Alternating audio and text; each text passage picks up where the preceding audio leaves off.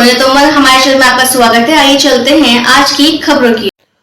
अभी कुछ दिन पहले सोशल मीडिया पर एक वीडियो देख रही थी। एक खेत था जिसमें ट्रैक्टर चल रहा था और तभी उस वीडियो में देखा कि एक पक्षी, एक मादा पक्षी जो शायद अंडे जहां पर दिए हुए थे, उधर की ओर जब ट्रैक्टर आ रहा था और वो उस ट्रैक्टर के सामने ज्यादा कुछ कर भी नहीं सकती थी, लेकिन वो पक्षी अपने पूरे पर खोल के खड़ी हो गई अपने बच्चों को बचाने के लिए और ट्रैक्टर रुक भी गया। ये देखकर उसको ये शायद डर था, उसको ये संशय था कि कहीं उसके अंडे पर प्रहार ना हो जाए। ये एक मां का नेचुरल रिएक्शन होता है। हर मां अपने बच्चे को बचाने के लिए, अपने बच्चे को सुरक्षित रखने के लिए, अपने बच्चे के लिए अच्छा हो जाए, इसके लिए हमेशा प्रतिबद्ध रहती है। मां का शायद एक दूसरा नेचर ही है कि वो हर वक्त अपने आंख कान नाक खुले रखती है कि मेरे बच्चे सुरक्षित रहें। और ऐसे में जब हरिद्वार से, उत्तराखंड से खबर आती है कि एक औरत जो कि बीजेपी की महिला मोर्चा की एक नेत्री है, उसने 13 साल की अपनी बच्ची का पहले अपने बॉयफ्रेंड से और फिर तमाम लोगों से गैंग रेप कराया, यह सुनकर लगता है कि समाज में क्या हो गया है। एक महिला ऐसा कैसे कर सकती है, एक मां ऐसा कैसे कर सकती है। एक तरफ वो मादा पक्षी जो एक ट्रैक्टर के सामने पर खोल के खड़ा है कि कहीं उसके अंडों पर कुछ ना हो जाए, और दूसरी तरफ एक मां जो अपनी 13 साल की बच्ची को इस तरह से उसका भक्षण होने दे रही है, अपने बॉयफ्रेंड से उसका रेप करा रही है और फिर गैंग रेप करा रही है तमाम और लोगों से। और कहां कहां ले जाके करा रही है, ऋषिकेश ऐसे पवित्र स्थलों पर ले जाकर उस बच्ची के साथ ये हैवानियत करा रही है।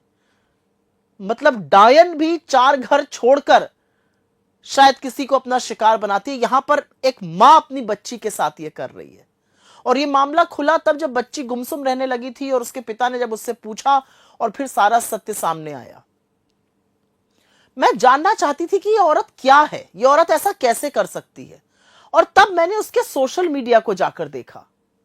उसकी बीजेपी के तमाम बड़े नेताओं के साथ फोटो है, अमित शाह जी के साथ है, तमाम लोकल लीडरशिप के लोगों के साथ है। उससे उस पर मुझे ज्यादा टिप्पणी नहीं करनी है, लेकिन उसकी तमाम तस्वीरें ईश्वर को लेके है, कभी कृष्ण जी को लेके है, कभी राधा जी को लेकर है, भक्ति की है।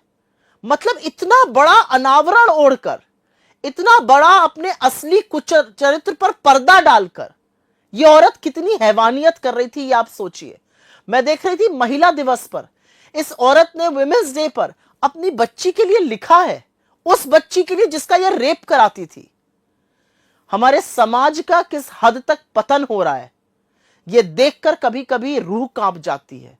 ऐसी घटनाएं निशब्द कर देती हैं, क्योंकि आपके मां या आपके पिता, ऐसे लोग आपकी रक्षा के लिए बने हैं। एक लड़की शायद अपने दिल की बात, कोमल बातें अगर उसके साथ कुछ और परपुरुष करता है, शायद सबसे पहले अपनी मां को बताती है, क्योंकि वो सबसे ज्यादा सुरक्षित, अपने शारीरिक चेंजेस के बारे में वो मां को बताती है। और मां यहां पर पिशाचिनी बनकर उसका रेप करा रही थी। हम लोग बहुत व्यस्त हैं जीवन में, हम लोगों के पास शायद काम इत्यादि से वक्त बहुत कम निकलता है, लेकिन एक बात याद रखिएगा, आपके बच्चे आपकी सबसे बड़ी पूंजी हैं। उनमें इन्वेस्ट करिए, उनकी सुरक्षा का ख्याल रखिए। अपने बेटे और बेटियों को सुरक्षित रखना हम सबकी जिम्मेदारी है। और अगर किसी और के बारे में ऐसी खबर पता चले, अगर किसी अबोध बच्चे के साथ यह हैवानियत, यह दरिंदगी पता चले, तो जरूर कानून को उसके बारे में खबर कीजिए, उस बच्चे को बचाने का प्रयास कीजिए। लेकिन एक बात सच है कि ऐसी खबरें सुनकर व्यक्ति सिर्फ निरुत्तर ही नहीं हो जाता है, अंदर कुछ मर सा जाता है। इसलिए मर जाता है क्योंकि आपने अपनी मां को आपको सुरक्षित करते हुए, आपको पालते पोसते, एक रोटी कम खाकर आपका पेट भर जाए, ऐसा देखा है।